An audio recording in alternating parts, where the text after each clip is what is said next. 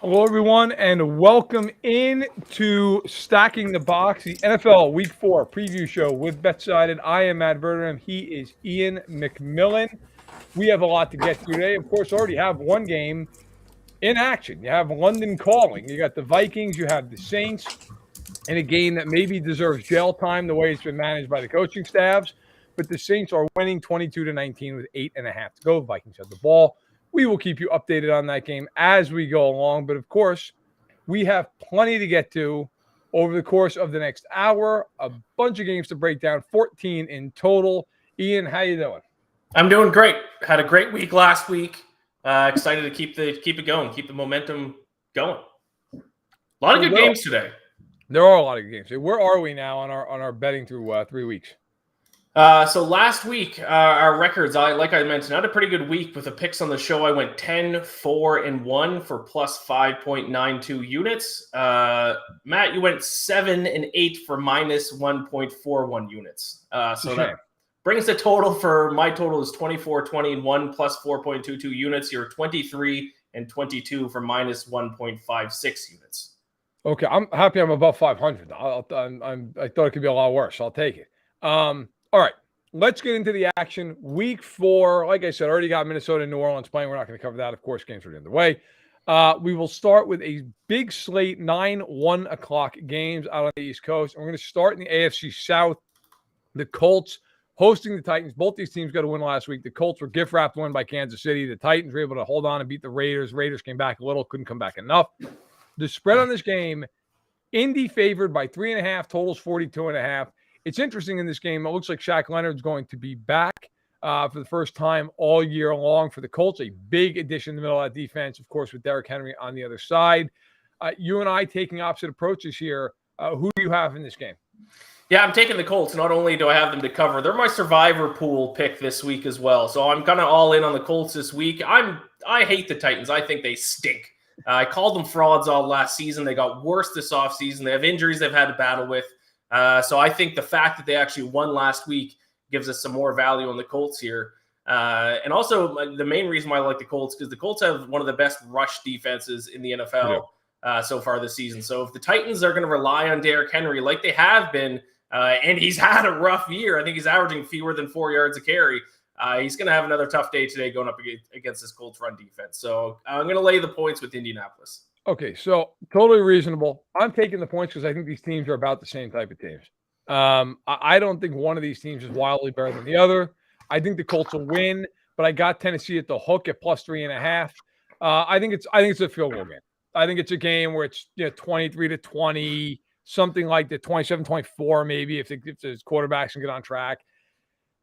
I watched that whole Colts-Chiefs game to the detriment of my sanity. The Colts did nothing that entire game. Nothing. Could not move the ball. Could not get a yard. Jonathan Taylor couldn't do anything. They couldn't block. The Colts were so bad in that game. The Chiefs should be charged with 2 losses for losing that game. Conversely, the Titans do stink. So in a game like this, I'm saying, you know what? I'm just going to take the points. The Titans beat them twice last year. There's a lot of familiarity. I'll take it to be a field goal game. I think the Colts will win, but I think the Titans will find a way to cover. Now let's move on to a game in the NFC that both these teams are 2-1. Not quite sure how. The Giants are home with their retro 80s jerseys playing the Bears, which, by the way, the retro jerseys should be their jerseys for all time. Both teams 2-1. Fields has thrown the ball like 8 times all season, and yet here we are. You've got the Giants 2-1 coming off a game in a Monday night where they lost to the Cowboys and played a respectable game. The Giants favored in the game as one would expect. They are laying 3 points. The total is the lowest of the week at 38.5. Where do you fall in this game? I'm kind of surprised that I'm taking this side because I am going to take the Bears with the points here. I got a plus 3.5 earlier in the week, mainly because the Bears, obviously, they're not throwing the ball. That's kind of the story about the team so far this season, but they have run the ball effectively, and the Giants have not done well defending the run. They're allowing 5.3 yards per carry. That's 28th in the NFL right now through the first 3 weeks in opponent yards per carry. So if the Bears keep it on the ground like they have been, this actually might not be a decent spot for them. So the Giants offense hasn't bad throughout the first 3 weeks as well. So this kind of follows my general rule that when two terrible teams play against each other, just take the team getting the points. So I'll take the Bears getting the points and just hope that they run the ball and do it effectively against this Giants defense. Fair enough. I'll tell you what, this game is one of these games where it's like, I don't know. I mean, I don't think either team offensively does anything for you, right? I'm taking the Giants -3, though, and this is the reason. I don't think the Bears can score a point. Like, I mean, they look, I know they scored 23 against Houston. The other two games, they can't move the ball at all. Fields can't throw. Literally, they do not let him throw the football. It's insane. It's unbelievable. Like, my God, is he that bad? Like, if he's that bad, it's time to just move on already. I mean, you're to a point, like, he can't throw the ball 12 times in the game. I'll take the Giants to win. I don't think it's a blowout. I think it's like 21-16, something like that. It's just so hard for the Bears to do anything. And I'll tell you right now, if you know one thing about the Giants with their defensive coordinator, Wink Martindale, they are going to blitz Chicago off the field in this game. They are going to bring so much pressure to run blitz these backs, to try to take away any time for Fields. I think the Giants force a few turnovers in the game. I think they win. I think they cover. Look, one of these teams is going to be 3-1 after this game. Crazy. So I think it's going to be the Giants. Although, yeah, it is a weird game. It's a bizarre game. I will say one other bet that if you want to look at prop bets, I bet it last week is Justin Fields' completions total last week was at, I think, 15.5. I hammered the under. He only threw the ball 17 times. His completion total in this game is still down to 13.5. So still, you'd have to get 6 more completions than he has in any other game so far this season for the over to hit. So just keep going under on all of Justin Fields' passing props, and you're probably in a good spot. It's bad. It's almost as bad as me forgetting to take Michael Thomas out of my fantasy lineup. It's a shame. It's a free league. It don't matter.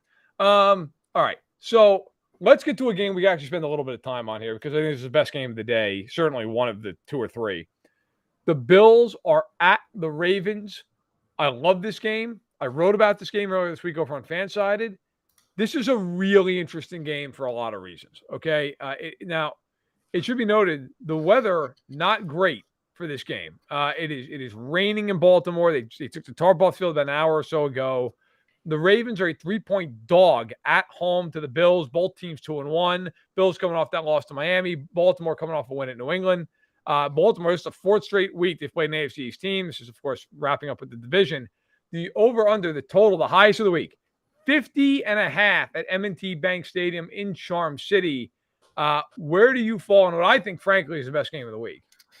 Yeah, it certainly could be. I'm going to take the Bills here. I think the biggest difference between the two teams, obviously both offenses are fantastic. They're both in the top 5. Ravens are actually the top offense in the NFL in terms of yards per play. But huge differences in the defense. Ravens 31st, second last in opponent yards per play. I know the Bills' defense has got banged up a little bit, especially more so in the secondary, though. But their run defense is still very good. They should be able to slow down the rush attack of the Ravens.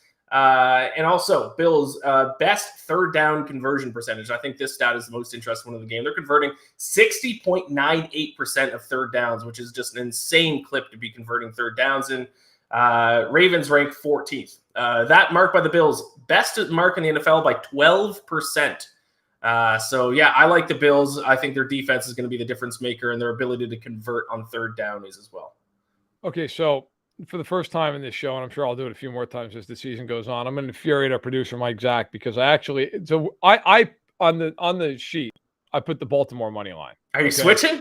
I'm switching for one. I'm taking the over in this game. I'm taking the over. Okay.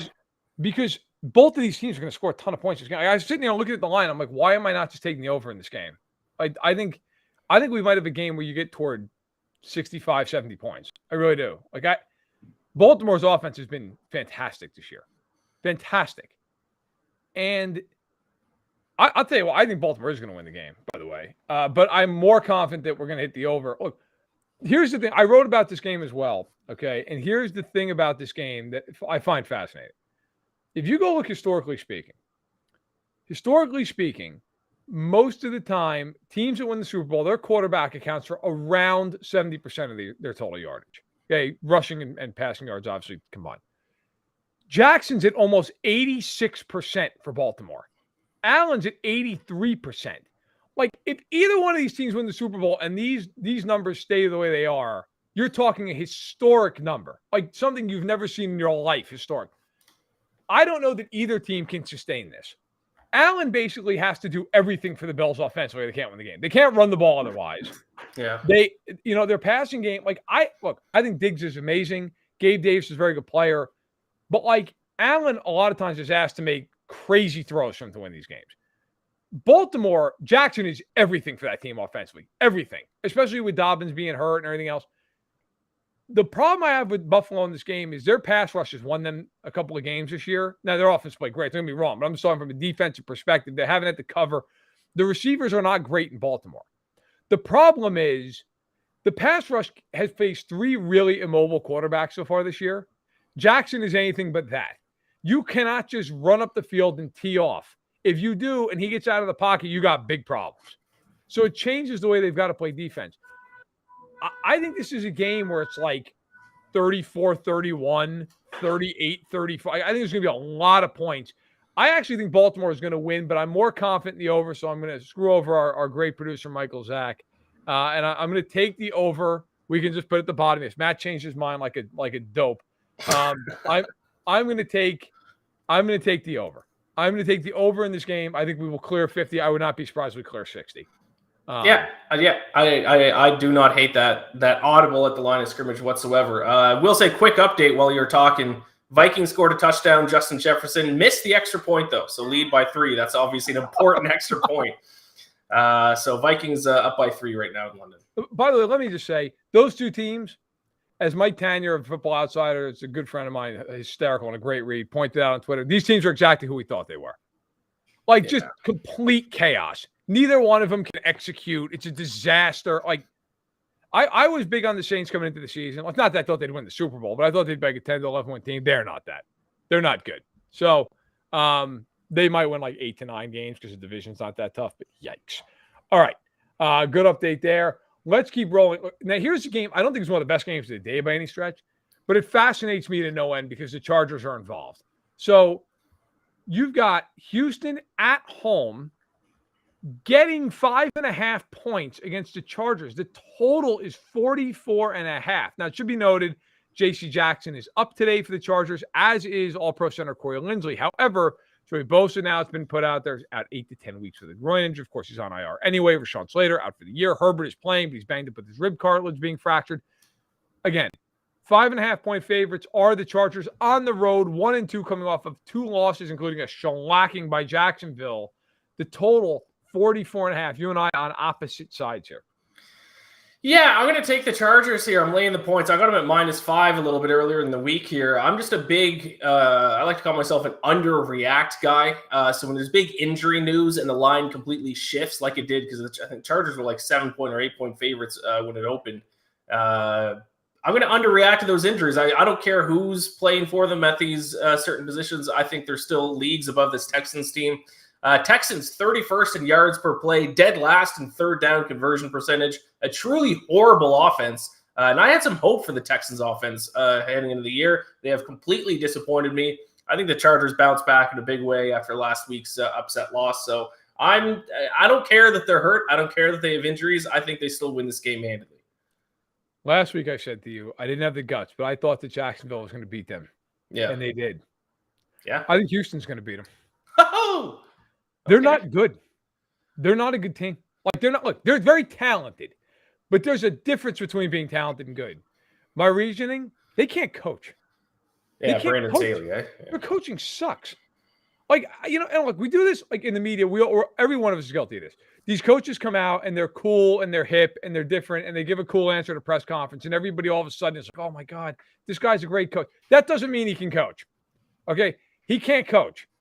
They were down 38-10 last week, and Herbert's in the game, dropping back, throwing the ball. Hey, Brendan, you're not 28 freaking points at the warning. Maybe it's time to yank him out of the game. Oh, he wanted to be in there with his guy. That's nice. You're the head coach.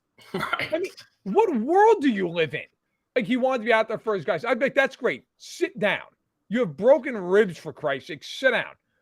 I am taking the Texans to cover.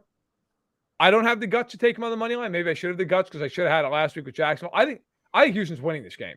You've got no Keenan Allen. Oh, they stink, though. They do stink. But here, guess what? So do the Chargers. The Texans, The Texans are -10 in point differential. They've been close in every single game. The Chargers are -26. I mean, and by the way, it's not like the Chargers have played murderer's row here the first 3 weeks. Okay, Jacksonville I think is better than we thought they were, but Jacksonville's not. You should not be losing 28 points to Jacksonville. They did play the Chiefs. Okay, fine, lost that game. They barely beat the Raiders at home, who still don't have a win. Like, I agree with you. Houston stinks. I think Houston's winning 4 games all year. Here's one of them.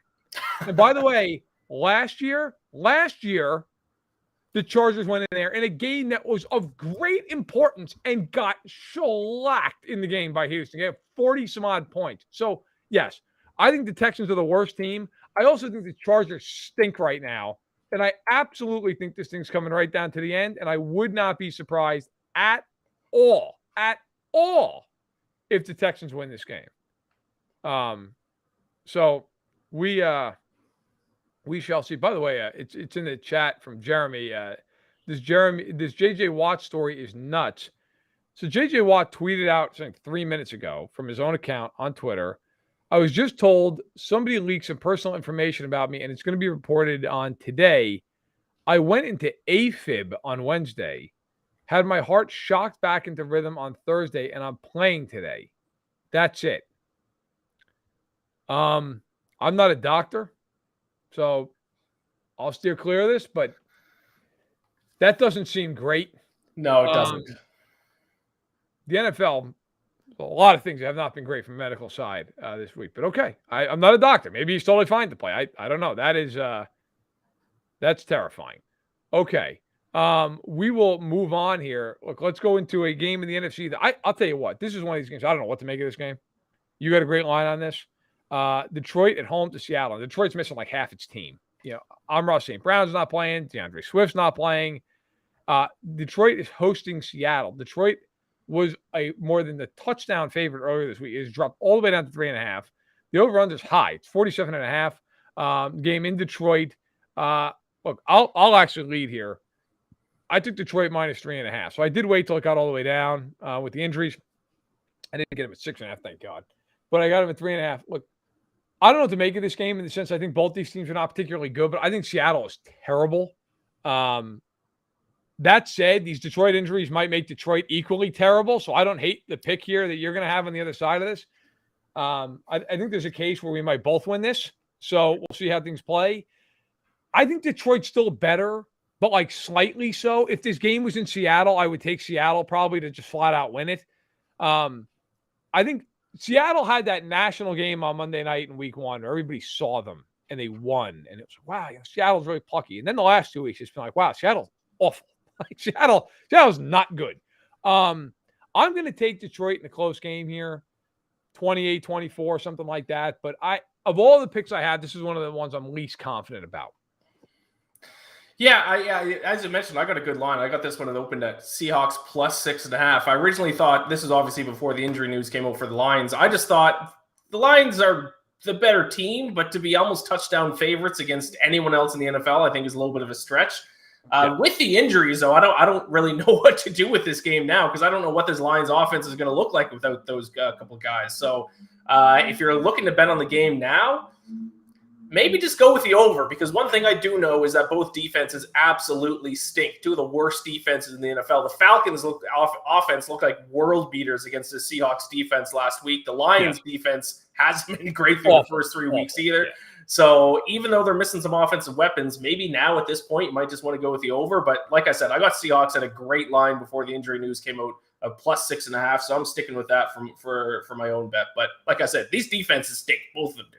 They're not good. I did think about taking the over at 47.5. But that was also in play. By the way, to keep you updated on the game in London, Minnesota's still up by 3, 25-22. The Saints of the ball, they have a 4th and 9 at Minnesota's 42-yard line at the 2-minute warning.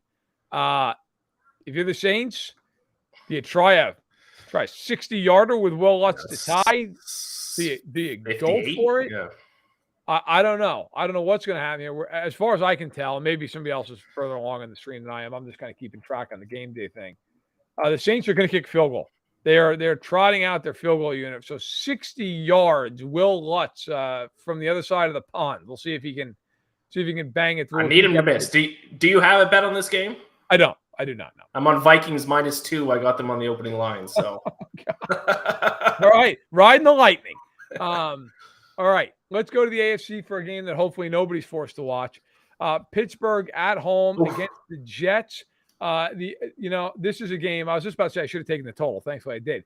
All right, so Pittsburgh laying 3.5. The line's been just about consistent all week long. I haven't seen much movement there. And the over/under the total 41.5 between two teams that can't fight their way out of a paper bag offensively. Your thoughts on Jets Steelers in good old Pittsburgh? Yeah, I'm just seeing Will. Let's just hammer that kick. Bang down the middle. Damn. All right, Vikings need to go down and score. I can still win this bet. Okay, Jets Steelers. I'm going to keep on betting against the Steelers. I'm not going to lay points with the Steelers team with their offense. I don't know what the issue is. I don't know if it's Trubisky. I don't know if it's Matt Canada calling the plays, but their offense stinks. 30th in yards per play. Jets are up at 24th. Jets obviously getting Zach Wilson back. We'll see how that kind of affects them. But kind of my main argument here is we need to stop assuming that the Steelers have a good defense. I keep hearing people say that, but watch out for the Steelers defense. They're not. They're not a top 10 defense. They're 12th in opponent yards per play. Jets are 16th, so they're a barely better defense than the Jets here. So a lot of their numbers, both offensively and defensively, are pretty close. It's a trash toilet bowl game. If one team's getting 3.5 points, that's the team I'm going to take. So I'll take 3.5 points because I wouldn't want to lay points on either of these teams. All right, cover the ears for the kids. This game's fucking terrible. Yeah, it's brutal. Anybody who watches this game should be checked into therapy. Okay, I don't know what. I don't have to tell you about this. Zach Wilson, for all these people who are like, Zach Wilson was a lot better second half of the year. Zach Wilson was not good last year. Okay, let's just please save time with this. He was not good. And even in that stretch, everybody was like, well, he threw 5 touchdowns to a pick or whatever it was. He was completing like 58% of his passes. He stunk. Now he comes back. He's been out for a month. I have no idea what you're going to get of Zach Wilson in this game. My fear is that the Steelers are going to sack him 8 times. Okay, that is my thought in this game. However, I also think Trubisky is one of the worst quarterbacks I've ever seen in my life that's gotten more than 10 starts. I mean, has anybody ever been more terrified of throwing to portions of the field than Trubisky? Yeah. If you look at those next-gen charts that the NFL puts out, which they do a great job with, it's legitimately hilarious. Like, every throw attempt that he makes is outside the numbers, and there's nothing. I mean, you could drive a semi-truck and not hit one target he has the entire game down the middle of the field.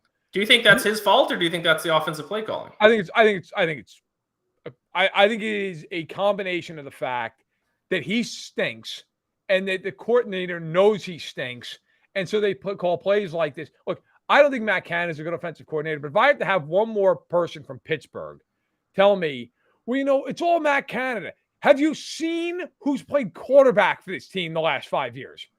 What is he supposed to do? Call it like he's got Mahomes? I mean, they can't throw a pass. They suck. They have no offensive line. The quarterback's terrible. Trubisky, if you watch the Steelers, and sadly I've watched every snap of them this year, Trubisky's good for 3 or 4 throws a game where if you're a Steelers fan, the following reaction takes place. Oh, God. Oh, thank God he dropped it. Like every time, there's like 3 or 4 of those where you just gird up and you're praying to God the defender has no hands. Okay. All this said, as you see on the screen, under 41.5. I took the under when they played New England, had no sweat there. I'm hitting it again. This game screams like 16-13. It's a quagmire. Somebody makes a back-breaking mistake with a minute to go in the game. So give me the under in a game that should be relegated to hell. Yeah, that's probably the way to go. I mean, I certainly wouldn't lay points in the Steelers. My issue with Matt Canada is because it's like Ben Roethlisberger was doing the same thing. He was always thrown to the sideline as well. So I don't know. We'll see. By the way, your bet looking good. The deep ball from Cousins here to Jefferson, and now let's also keep this real. This is the Vikings. There's a good to fair chance this field goal attempt that's ensuing here gets blocked and run back for a touchdown. Okay, because they are the answer to the Chargers in the NFC. If anything can go wrong, it'll happen. But we shall see as the Vikings here can essentially take it down under a minute. Look, the Saints still have 2 timeouts. For those of you just joining us, the game's tied 25 apiece. The Vikings have a 2nd and 10 at the Saints 29-yard line. They just ran the ball into the line on 1st and 10. So 2nd and 10, the Saints have now burned their 2nd time out. They have 1 left. So essentially the Vikings, if they just run the line 2 more times, can kick it with about 35, 40 seconds to go. That's not a chip shot field goal right there, though. No, This is not. still going to be like a 47-yarder. You have to adjust for these franchises that have put their fan bases through a personal hell. So a 47-yarder for the Vikings is really like 55 into the wind. Yes. All right. I'm glad we've established. All right, now let's get to a really, really good game, an interesting game, a game that I don't think any of us had circled before the year, but we certainly do now.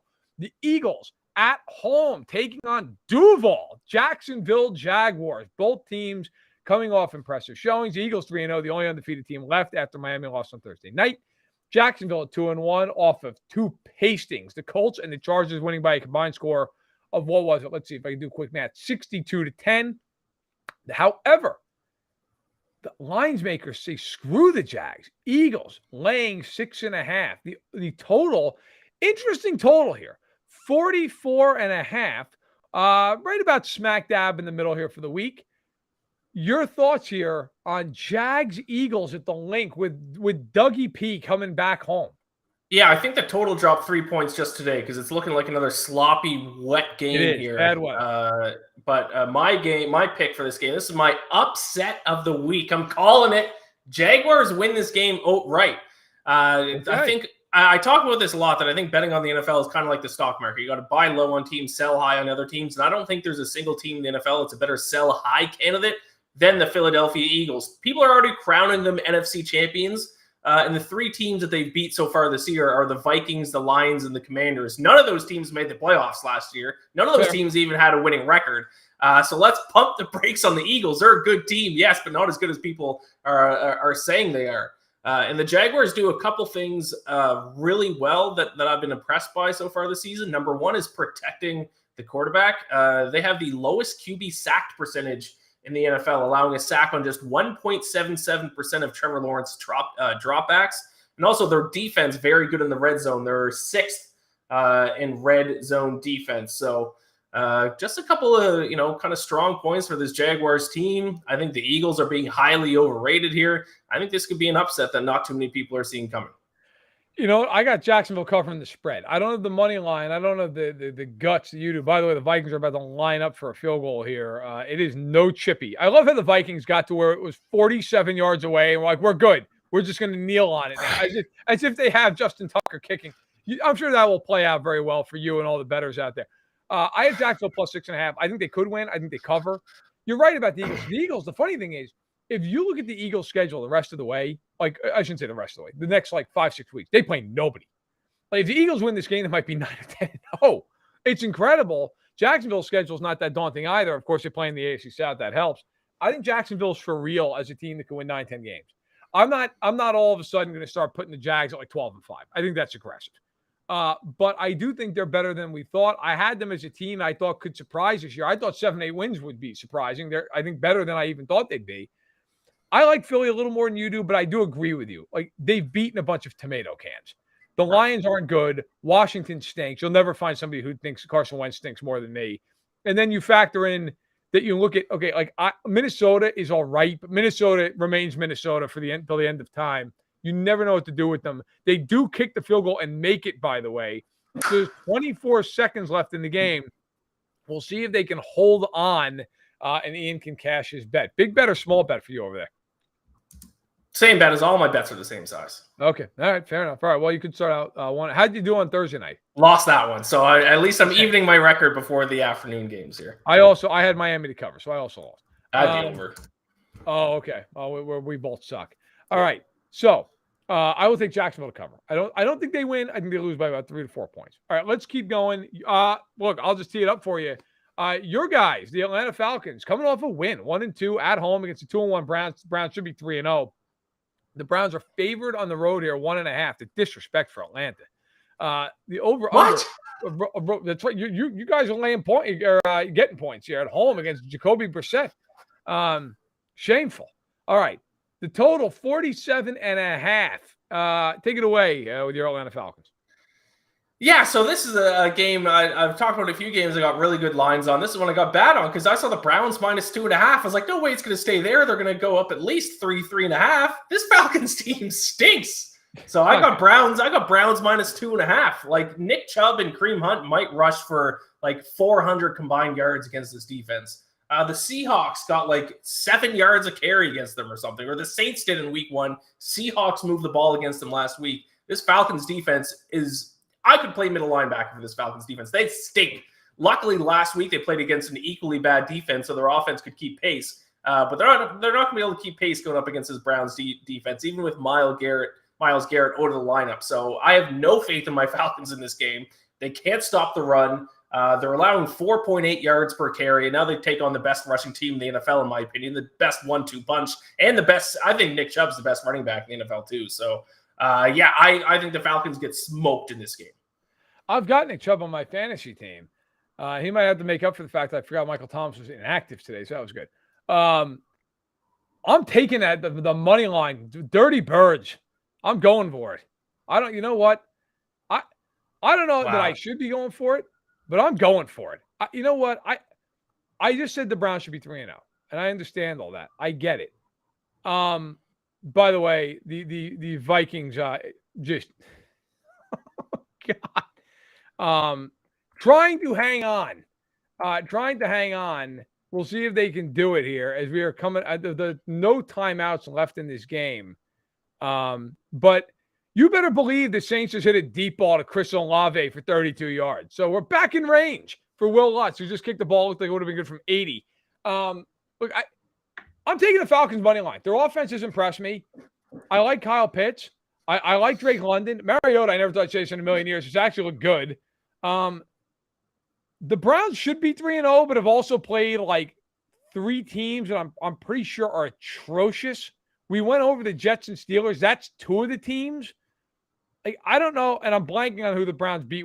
Carolina, who's terrible, and they need a friggin' 59-yard field goal to do it. Like, do the Browns kind of suck, even though they should be 3-0? Like, so I'm taking Atlanta. I don't care. Give me the home team. Give me the Birds. I know I'm going to instantly regret this 10 minutes into the game. Yeah. But I'm riding with them. I've got more faith in your team than you do. It's a shame.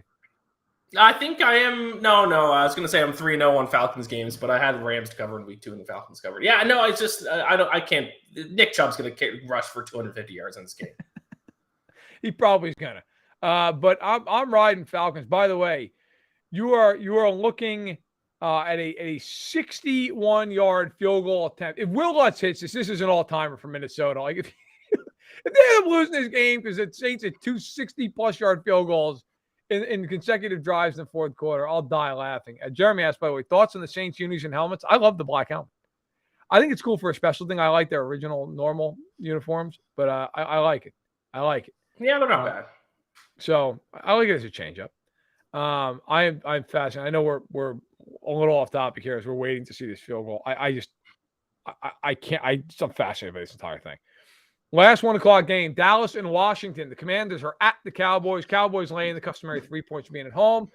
Total 41.5. The Fighting Cooper rushes against Carson Wentz. Your thoughts on one of the great rivalries in the NFL? By the way, for the Saints, nice uniforms. Washington, these are the worst fucking things I've ever seen. The worst uniforms I've ever seen in my life. Whose?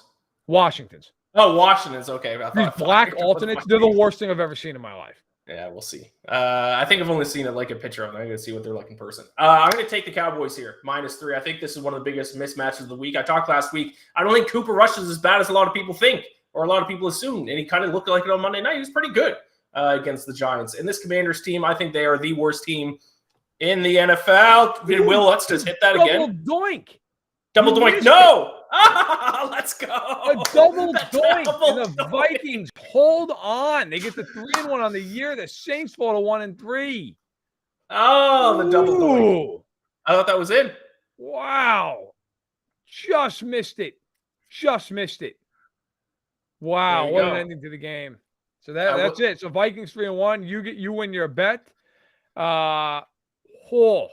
Wow, that is one hell of a game. London sees a very, very entertaining game. The Saints get 1 60-yarder from Will Lutz, not a 61-yarder. All right, you have Dallas -3. I don't know how much time I'm going to spend on this game. I also have Dallas -3. Washington stinks. They stink. I think they're the worst team in the NFL. Wow, I don't know if I'd go that far. They're not good. It's one of these things like everybody's talking about after last week. Like, Wentz got sacked 9 times.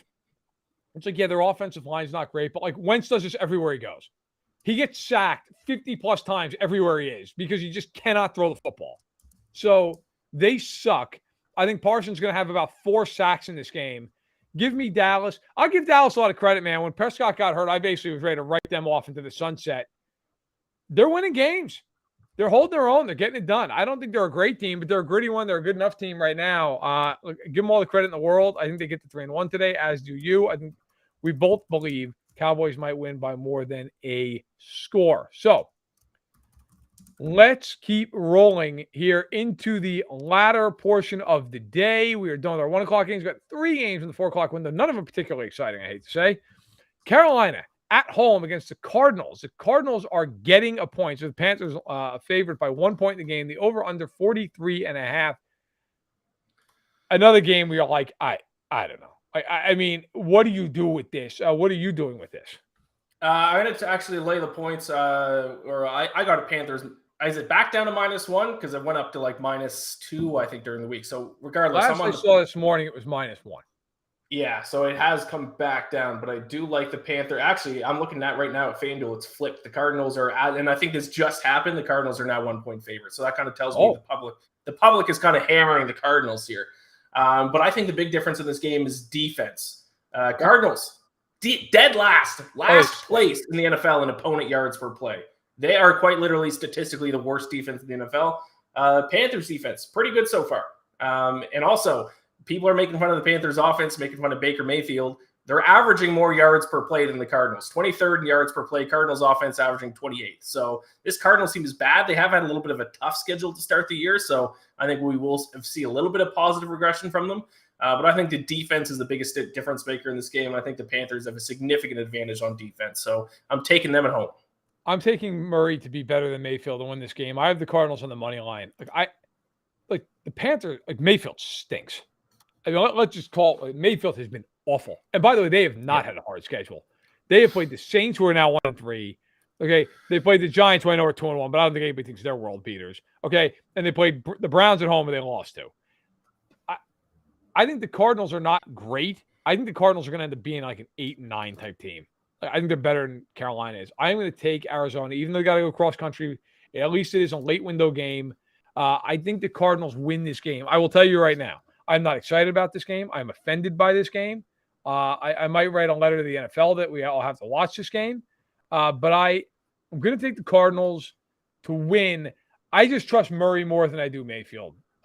Mayfield's been so bad to start this year. I just don't see. And McCaffrey's hurt again. Like, by the way, this is one thing. And I'm not, of course, picking on the guy who's hurt. Yeah, it is what it is. McCaffrey's hurt all the time. I mean, every week, it's like he can't practice. Can he play? Can he not? I mean, you just look at him and you wonder, like, is he going to finish out this contract with Carolina? Like, is he going to be able to do it? Because right now, like, you sit there and you look at Carolina offensively, it's him and DJ Moore, and, like, that's it. And McCaffrey, at this point in the year, to his credit, he's been solid. Like, he's run for 243 yards, 4.9 yards an attempt, only has the 1 touchdown. As a receiver, he's not done much. 10 catches, but he only has 57 yards. But you look at this team offensively, and you're like, what is there? I mean, they have one receiver has 100 yards receiving this year. Mayfield's completing 52% of his throws. He's been sacked 9 times. Arizona's not good. I take Arizona to win this game over Carolina. We can move on. This game is offensive to all senses. Another game, this game actually intrigues me a little bit. So the Raiders are at home in an AFC West clash with Denver. The Raiders are 0-3. Denver is 2-1. The Raiders, however, laying 2.5 points. The total is 45.5. Are you surprised that the Raiders are laying points? No, not really, because statistically they have performed better. I mean, record is one thing. It's if you're only evaluating teams based on the record, then yeah, they probably don't deserve to lay the points. But if you look at how the teams have performed statistically, the Raiders have performed better. They're just shooting themselves in the foot every game. But I will say, if there's one game that I wish I didn't have to bet on, because I bet on every single game because I'm a degenerate, it would be this game, because I have no idea what's going to happen. So in games where I have no idea what's going to happen, I just take the over and root for points. I know the Broncos' red zone offense has been terrible this season, so that doesn't kind of lend to the over, but I think that's kind of something that's going to get fixed here. We're going to see them start to score when they get down to the red zone at some point, I think. The Raiders' defense stinks, so that should help them out a little bit. And the Raiders' offense has been pretty solid, 10th in yards per play so far this season. So I really don't, because I just don't fully yet understand how good either of these teams are. So I'm just going to sit back and root for points in this one and hope for the best. I don't know what else to say. Luckily for you, the over is going to be contributed to by both teams. Because if you took the Broncos' entire point total this year, it would not hit the over. They have 43 points in 3 games. I wish you luck. That offense is so bad, it's embarrassing. Wilson, who's Mr. Unlimited by his own volition, looks extremely limited. Like, watching him play the Niners, it wasn't even like okay, the Niners have a good defense. I'm not making it out like that's not the case. They do have a very good defense. But there were a lot of throws in that game where guys were open, and he would just throw the ball into the dirt. He'd throw it over their head. You're like, this is awful. He looks bad, man. Like, he looks bad. And Hackett is somehow infinitely worse. I am taking the Raiders minus 2.5 in this game, and I'm not happy about it. Okay, but I don't know what to do with this game. Like, yeah, that's a weird one. Denver is 2-1 against Houston, who even though I'm picking Houston to win today, I think both teams stink. Okay, Houston stinks. Seattle is awful. Then they beat the Niners in a game that was 11-10 that Jimmy Garoppolo, I think, bet money on Denver's money line in that game. I mean, Jimmy Garoppolo couldn't have been any worse. It's the only reason that Denver was able to win. The Raiders somehow might be the toughest challenge they've had yet. Like, it's on the road. Now, the Raiders, it doesn't look like they're going to have Hunter Renfrow in this game. I don't know what the hell to do with this game. I have, in my picks on FanSided, I picked the Raiders to win 19-15. I don't know what the hell. Like, I don't think the Raiders can block, but I don't think Denver can score a point. And it's also one of these things, like, you get these games early in the year sometimes. It's a back against the wall game. Like, this is it if you're the Raiders. You've got the Broncos this weekend, the Chiefs on Monday night next week. You got to win them both. If you don't win both these games, you're done. You are cooked. I think the Raiders win because I actually think the Raiders are, like, slightly better somehow, but I don't know how. So I'm going to go with 19-15 in a game that sets offense back 50 years. I expect a lot of sacks of Carr. I expect a lot of Wilson screaming, running pass on the sideline with nobody else doing it alongside him. I expect Hackett and McDaniel. By the way, if you're in on bad coaching, which I have a twisted enjoyment out of this is an all-time matchup. McDaniels is 5-20 in his last 25 games across both of these teams, by the way. Hackett, I'm pretty sure a 13-year-old in Madden could outfox. This is going to be amazing football. This is going to be the classic. You think you're going to lose this game? The hell you are. We're going to lose this game. And I have a little bit more faith in Hackett to come out on top here, but just a smidge. Can't wait to watch it. All right, that game, straight to hell. 425 at Lambeau. The Packers at home to the Mac Jones-less New England Patriots. Big money line here. The Pack, if you want to stick them on the money line and be safe, quote unquote, minus 460. Nobody else is minus 300 this week. The Pats, of course, plus 360. Green Bay laying 9.5. I found this interesting, by the way. This line didn't move at all when it came out Mac Jones wasn't playing. So either Vegas knew that the whole way or said Mac Jones, Brian Hoyer, basically the same guy. Green Bay minus 9.5. Totals very low. 39.5 at Lambeau. Your thoughts on Pat's Pack? Yeah, so I did something stupid with this game. So my Sunday evenings are right after the late afternoon slate is when lines for the next week start to get released. So I've just watched like 8 hours straight of football. My mind's in a million different places. I see the lines come out. I try to hammer them, the ones that I think are going to move quickly. The Packers did open up as 7.5 point favorites and then went up to 8.5. And I thought, why the hell are the Patriots getting 8.5 points? So I bet on the Patriots right then at plus 8.5, completely forgetting that Mac Jones got hurt earlier in the day. So then that line kept moving. I think it went up to 10. It's back down to 9.5. So I'm stuck with a bad line. Patriots plus 8.5. But I still don't hate it because this Packers team isn't exactly playing like an explosive offensive type of, system this year. They're playing a lot more defensively, running the ball a lot more, playing a lot more closer games, even though they did kind of blow the Bears a little bit But I think the Patriots defense is good enough to hopefully keep this close. Maybe Brian Hoyer can do enough to keep it close. I don't know. I don't think it's going to be as big of a blowout as the line indicates. I'm not fully bought in on this Packers team yet. They kind of scare me a little bit in terms of I don't think they're as good as they have been. So I think the Packers are going to blow them out. Okay. We're opposites on this one. We're on opposites a lot this week. We are. You know what? I don't think it's because the Packers are going to score 35 points. I think it's because the Pats are not going to score 10.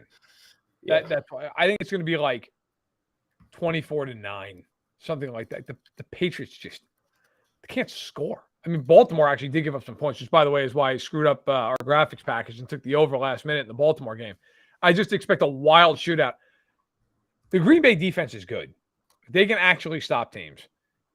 The Pats are awful offensively. So if the game was in Foxborough, I might be like, all right, you know what? Maybe they have a little emotion. It's like 24-16 or something. And who knows? Maybe they get a garbage time touchdown to cover. I think they're good.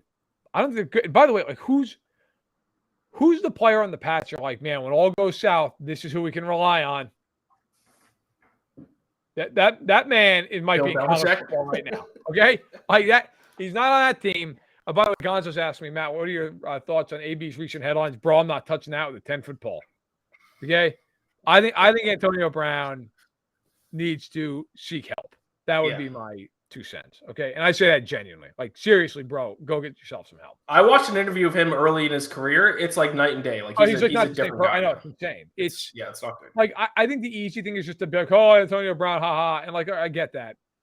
I'm not one of these people who's like, oh, you don't know. It could be CT. I have no idea what's wrong with him.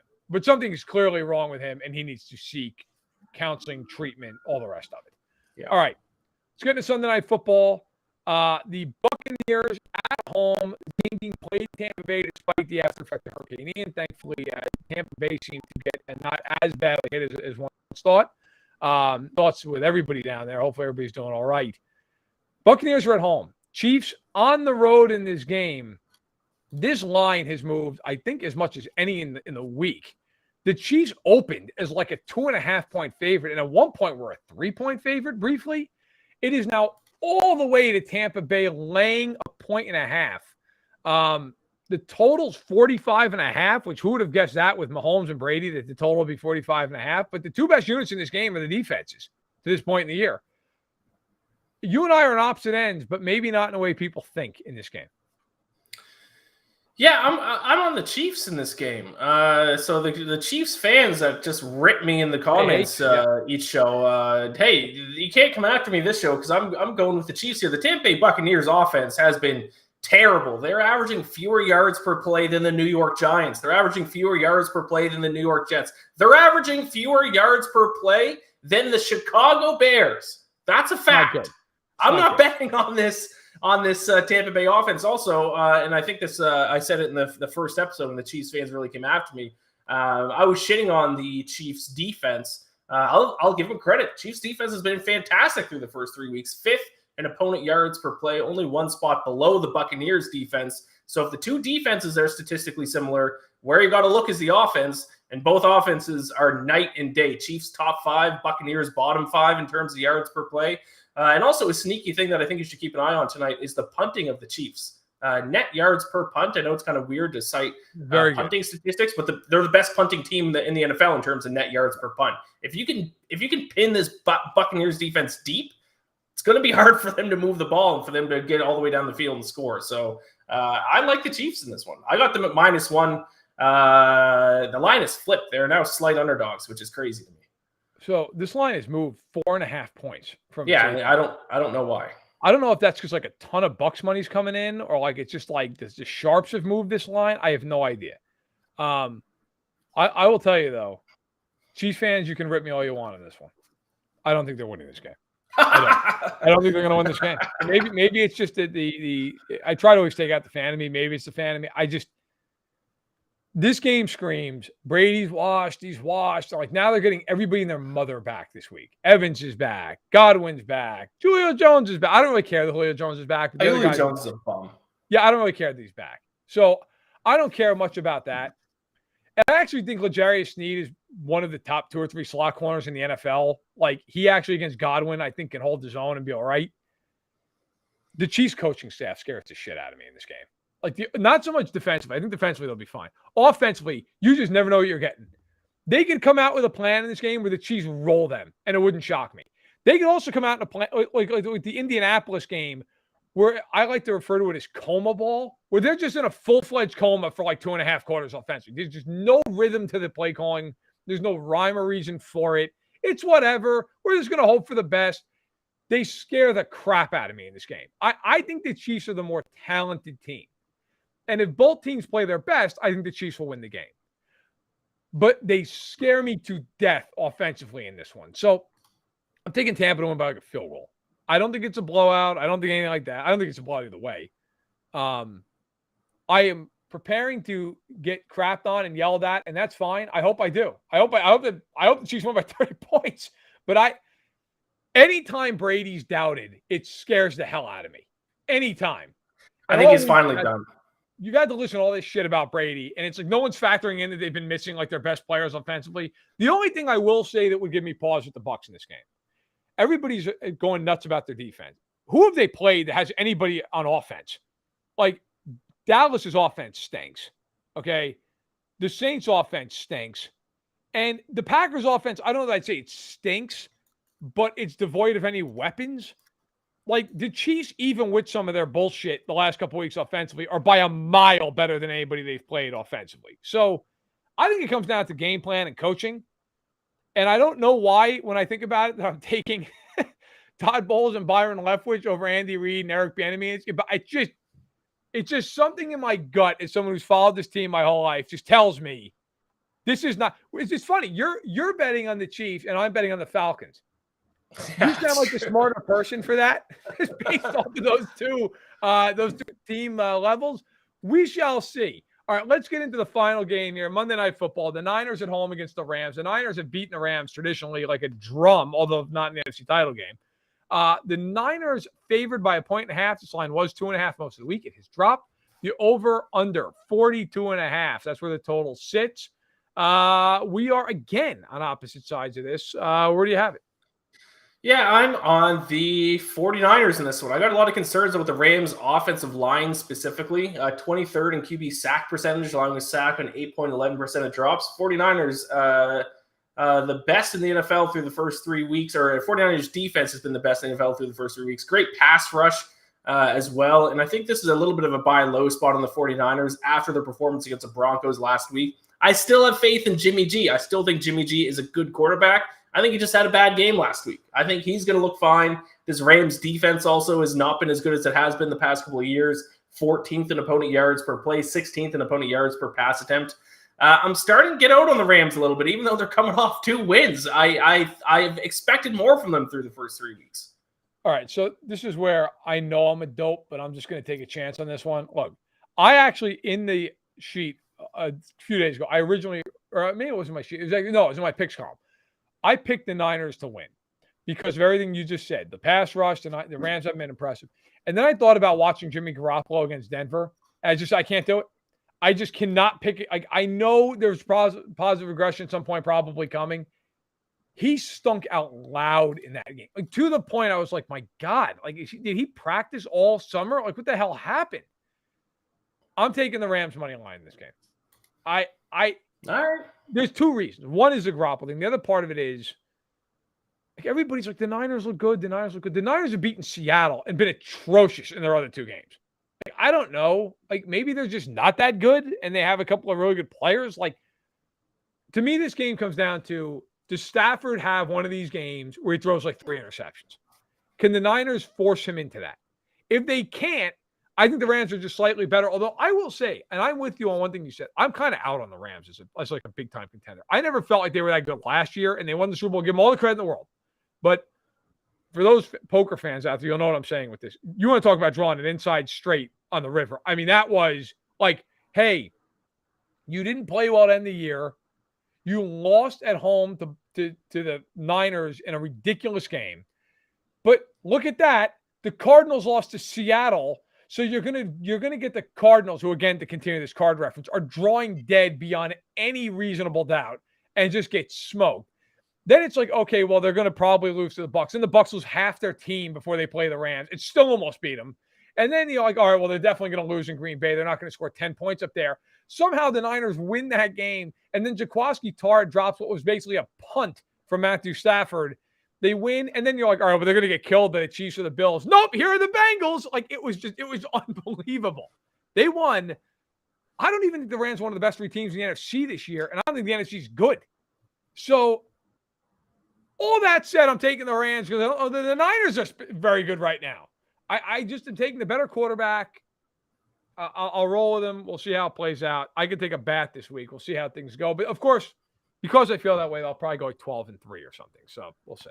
We are on complete opposite sides in 9 of the 14 games we talked about on the show. So we're not on the same wavelength today in terms of our picks. We're not. You're either going to pull away in a big way here, or I'm gonna jump back and maybe get in the lead. Who knows? We'll see how things play out. Listen. Good luck to your team today. Enjoy your game. We are going to be kicking off here around the league in 3 minutes. Thank you so much for watching Stack in the Box. If you have not subscribed, by the way, to BetSided's channel, please go ahead and do it. They have great content every day, whether it's with Ian or Ben Heisler, Peter Dewey, the whole crew over there. And then, of course, make sure you subscribe to Stack in the Box. And on your way out, just give the video a like if you could. Really would appreciate it. Maybe drop your best bet in the comment. We crossed over 5,000 subscribers this past week. So if you're one of those people, thank you so much. You are awesome. If you're not one of the people, what the hell's wrong with you? Subscribe to the damn channel. You're sitting here watching it. Have some class. All right, listen. For Iain MacMillan, I am Matt Verderame, and we will see you again on NFL Week 5's preview next Sunday. Until then, take care. Good luck this afternoon.